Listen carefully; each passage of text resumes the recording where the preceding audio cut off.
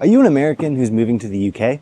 My name is Peter. I'm an American who moved to Scotland in 2020, and today I'm going to talk to you about a few things that you need to do within the first month or so after you arrive here in the United Kingdom. Moving to the UK is a massive ordeal, and you've already been through so much, but unfortunately you're not quite done yet. There are loads of things that you can't take care of until after you actually arrive, and hopefully this video gives you a good idea of what to plan for. I've made the video roughly in the approximate order of what you'll need to do once you land here in the UK. I'm also assuming that you already have a place to stay figured out, and if you're moving here, then you're also already going to have your visa. Let's get started. You've just touched down on UK soil and your plane is taxiing to the gate.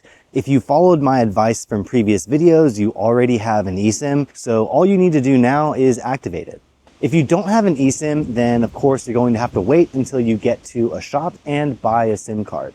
Please do not try to use an international data plan on your American phone number, at least not more than for a day or two, because it will be extortionately expensive. Most likely, you will have some difficulty getting a bank account to start with. Lots of people seem to kind of get stuck in an endless loop where they can't get a bank account without proof of a UK address, and they can't sign a lease to get that address without a UK bank account. Personally, I would recommend to sign up for either a Revolut or a Monzo bank account. They are online banks and they should work great for you, at least until you have a chance to open up an account with a standard brick and mortar bank if you're lucky enough to have one. Where I live, it is about a 15-minute drive or 30-minute bus ride to the nearest bank, post office, or standard grocery store.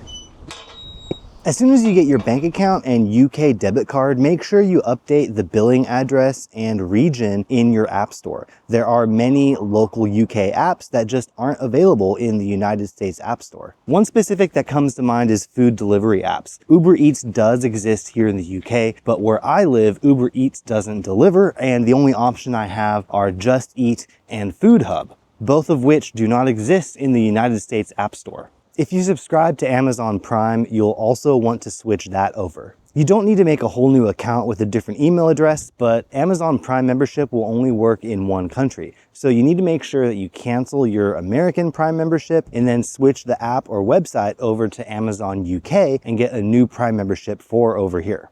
A national insurance number, or NI number, is kind of like our version of a social security number, except they don't send you a physical card for identification. Your NI number makes sure that your national insurance contributions and your taxes are recorded correctly. And like your social security number, it's the same one for life. You can start working before you get your NI number as long as you can prove your right to work, but most likely at least your first paycheck will be taxed at a higher rate until they sort it out. The good news is that once it has updated, they'll immediately give you a refund if you have overpaid on any of your taxes. That's a topic for another video, but the tax system here is much more modern, and the vast majority of people never file a tax return and never get a refund because they don't pay more taxes to begin with than what they owe. If you have a biometric residence card, you might already have a national insurance number, and if you do, it'll be printed on the back of it. If not, you'll have to apply for one, but you can't apply until you physically are in the UK, and it can take up to about 4 weeks to get it back. So that's why you want to make sure you get started on this as soon as possible. You have to apply for it online, but I'll leave a link in the description to the government website where you can read up about it and make your application once you get here.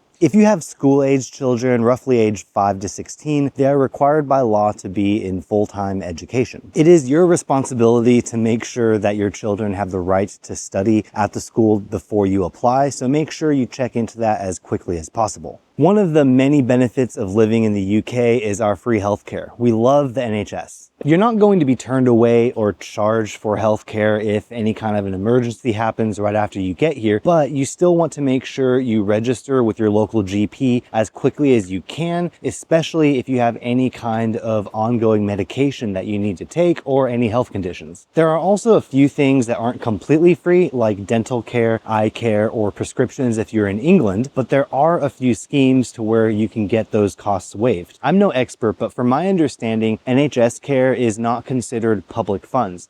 So even if your visa says that you're not entitled to public funds, you might still be able to get your prescriptions for free if you live in England, covered under the NHS low income scheme. You don't need ID, proof of address, or your NHS number to register with your local GP. You just need to make sure that they service your area. I also realize our healthcare is not free, it's paid for by taxes, but those will probably be lower than what you used to pay in the US. Most visas to the UK require you to pay an NHS surcharge every year, so even though you are paying more for healthcare than a local, it still will probably work out to be significantly less than what you used to pay back in the States. As soon as you have the address to where you're living, you need to set up your broadband. It is not like many companies in the States where you can sign up for internet and have the service active within a couple days. Here, it will take a full 2 weeks from when you sign up to when the service goes live in your home. So you want to make sure that you don't put this off. A good thing is that most of your cell phone plans or mobile plans will allow you to tether without having to pay extra. So as long as you're careful with the amount of data that you're using, or you get an unlimited plan, you should be able to tether to your phone in the meantime until your home broadband gets set up. I'll put a link in the description to where you can compare broadband deals, and you will probably find that it's cheaper than you expect. This was and still is super weird to me. In the United States, you don't take your own meter readings. The utility comes out and takes them themselves. Here in the UK, you have to take your own meter readings. It's also not like the US where you have one, or if you're lucky, 2 utility companies to choose from. Here, there are dozens to choose from, and you can compare deals easily.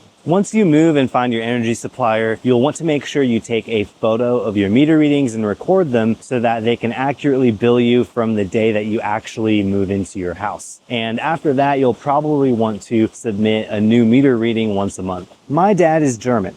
And even though we moved to the US when I was 5, and he's been there for about 30 years now, he's paid taxes, contributed to the economy, and he's affected by any laws that are passed, he is still not allowed to vote because he is not an American citizen. While his political views are polar opposite from mine, I still believe that he should be allowed to vote. And that is another one of the many things I love about living in Scotland, is that even though I am not a citizen yet, I am still allowed to vote. If you have the right to live and work in the UK, it also gives you the right to vote, with a few caveats. I'll put a link in the description to the government website that goes over all the details about which elections you can and can't vote for, but you still want to make sure that you register to vote. On top of being able to vote, you also want to sign up for the electoral vote so that it will help start to build your credit history here, because that's one of the things that does not transfer over from the US. This will vary depending on your specific council and address, but where I live, we have 4 types of bins.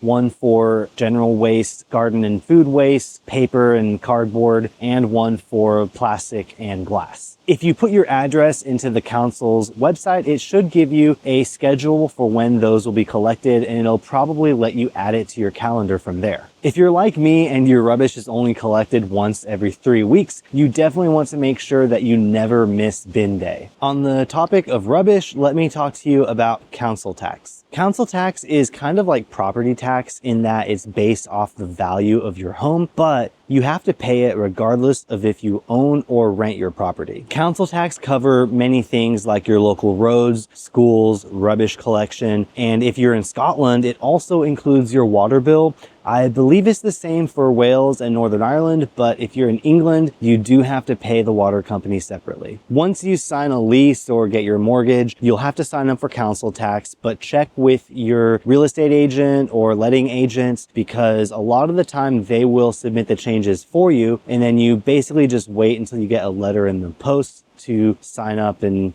give them your payment information, etc. This letter will give you a breakdown of the charges, and you can usually choose to pay either for the whole year or in monthly installments. There are several ways to get your council tax bill reduced, like if you are a full-time student or a single occupant. So definitely make sure you check to see if you qualify for any reductions or exemptions. From my understanding, the existence of the TV license is a fairly controversial thing here in the UK, and they are trying to abolish it. In a nutshell, the TV license funds things like BBC, TV, and radio, and even if you never watch or listen to it, you are required to have a TV license. As of now, it costs about £170 a year, and if you have to have a TV license and you don't, you can get hit with some hefty fines. If you don't take care of this proactively, you will end up getting threatening letters to pay it. If you never watch live TV at all, then you don't have to pay for the license, but you do still have to go online and basically tell them that you are exempt, or the letters will keep coming, and eventually they could send enforcement officers out to your home to check if you're watching TV.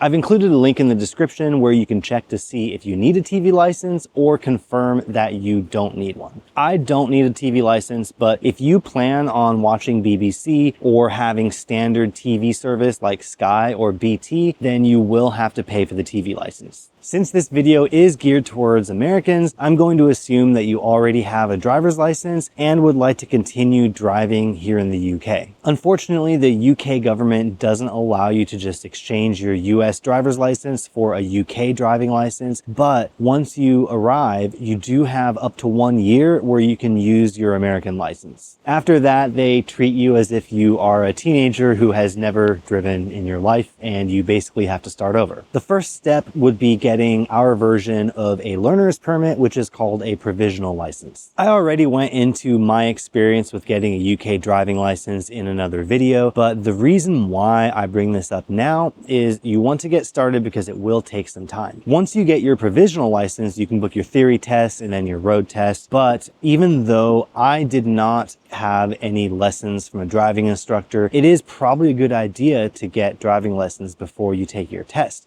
And most driving instructors, as well as test dates, are usually booked anywhere from 1 to 6 months away. You wouldn't want to rely on your car and then suddenly not be able to legally drive it because you waited too long to start the process for getting a UK driving license. Thank you so much for sticking around to the end of this video. I hope that it gives you a rough idea of what your schedule might be for your first month here in the UK. If you enjoyed this video, you might like this one where I talk about some unexpected culture shocks when I first moved to Scotland. And if this is the first one that popped up on your feed, check out the playlist that's linked here for my videos on things to do here in the first year or so leading up to your big move. That's it for today. I will see you next time.